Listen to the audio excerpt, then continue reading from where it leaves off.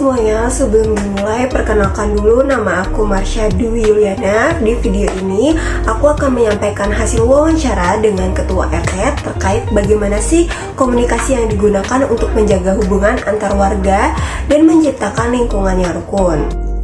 Nah, hasil wawancara ini aku kaitkan nih dengan teori komunikasi politik. Karena Ketua RT punya peran langsung dalam mengelola kepentingan para warga. Menurut Dan Nimo, tahun 2001, komunikasi politik berkaitan dengan kepentingan publik dan itu terlihat dari cara Ketua RT berkomunikasi dengan para warga. Selain itu, teori opini publik dari MC Kuwail tahun 2010 juga relevan karena opini warga dibentuk lewat dialog dan komunikasi secara langsung. Nah, berikut ini adalah cuplikan wawancara aku dengan Ketua RT. Apakah langkah yang biasanya Bapak lakukan untuk membangun komunikasi yang baik dengan warga RT? Baik, langkah yang kami sering lakukan itu adalah ada yang terkecil maupun yang terbesar. Kalau yang terkecil itu komunikasi yang dilakukan intensif, mulai berupa dialog-dialog antar tetangga, dialog dengan warga, kemudian sampai terbesar kalau ada permasalahan yang agak urgent, kita biasanya kumpul bareng dengan warga, kita adakan rapat besar atau rapat sederhana ya sifatnya adalah segala suatu masalah itu kita komunikasikan sehingga dengan itu semuanya menjadi sebuah solusi bagi kita semua. Menurut Bapak bagaimana cara membangun opini publik yang positif dan kondusif di lingkungan RT? Ya, ini salah satu tugas yang paling luar biasa ya, dibebankan kepada Pak RW atau mungkin ketua kelurahan.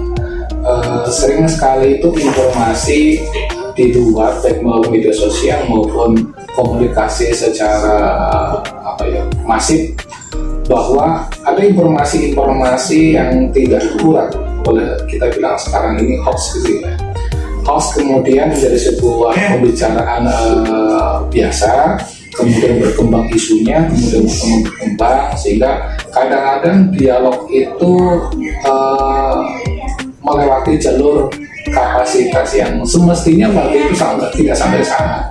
Oleh karena itu kami biasanya itu membatasi katakanlah pembicaraan itu ke ruang lingkup yang lebih kecil. Misalkan gini, ada kasus apa, kita bicarakan yang lebih kecil lagi sehingga opini-opini itu tidak sampai ke jauh. Contoh yang mungkin real di masyarakat adalah menyangkut masalah miras katakanlah, narkoba atau mungkin masalah kejahatan yang lainnya. Sehingga dengan simpel ini kita optimalkan, yuk kita bareng-bareng untuk menjaga lingkungan agar terhindar dari lingkungan yang kena narkoba atau miras atau mungkin kejahatan-kejahatan yang lainnya.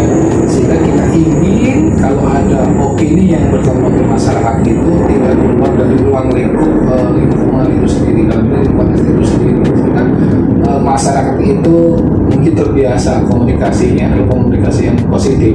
Yang penting demi kepentingan bersama, demi kepentingan lingkungan, yuk kita bareng-bareng untuk menjaga kerukunan. Yang intinya adalah bagaimana kerukunan itu menjadi prioritas seluruh warga RT dalam semua warga RT agar di mindset masing-masing itu warga memiliki peran bahwa satu sama lain menjaga lingkungannya, menjaga rumah tangganya, dan tidak termakan isu-isu yang negatif dalam ini hoax.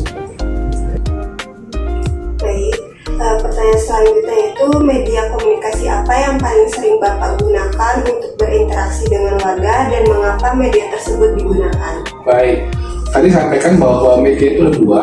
Yang adalah media sosial, bagi mungkin ada Facebook, WA dan seterusnya itu. Yang kemudian adalah media secara langsung, kita bertatap muka, sering komunikasi langsung.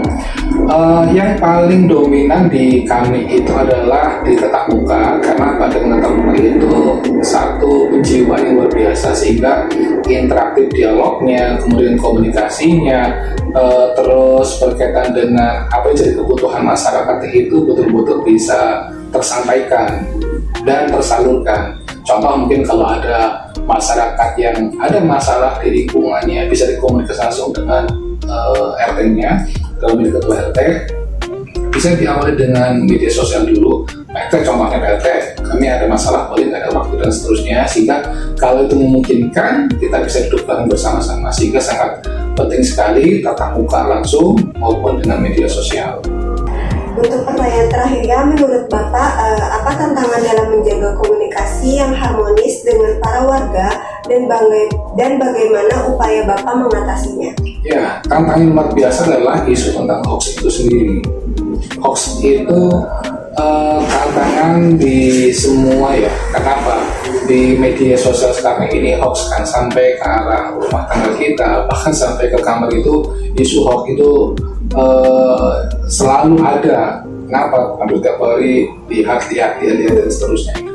Sehingga kami sih ingin agar warga itu sebisa mungkin membatasi isu-isu yang tidak mestinya disampaikan, tidak perlu disampaikan. Contoh lah, di media sosial katakanlah ada berita-berita yang kurang benar, misalkan, wah di sini ada kejadian teror, di sini ada kejadian pembegalan dan seterusnya, yang mestinya tidak perlu disampaikan, harus disampaikan. Kenapa? Dengan disampaikannya hoax seperti itu, nanti warga akan terpancing. Wah, kok di sini ada hoax, kok ada teror ini, jadi rasa takutnya.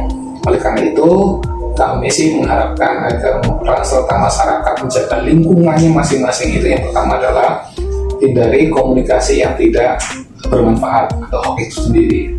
Pastikan informasi itu adalah informasi yang akurat, benar. Kalau mungkin butuh penjelasan, bisa tanyakan kepada ketua lingkungan atau ketua RT masing-masing. Ini masalahnya benar atau salah, sehingga dengan semuanya soal kerukunan di lingkungan itu akan terjadi dengan baik. Dari wawancara ini melihat bahwa ketua RT menggunakan komunikasi yang bersifat proaktif atau ofense, yaitu membangun komunikasi secara awal untuk mencegah konflik dan menjaga opini warga untuk tetap positif. Nah, kesimpulannya itu komunikasi ketua RT punya peran penting dalam menjaga hubungan antar warga dan menciptakan lingkungan yang rukun. Oke teman-teman, terima kasih sudah menonton videonya.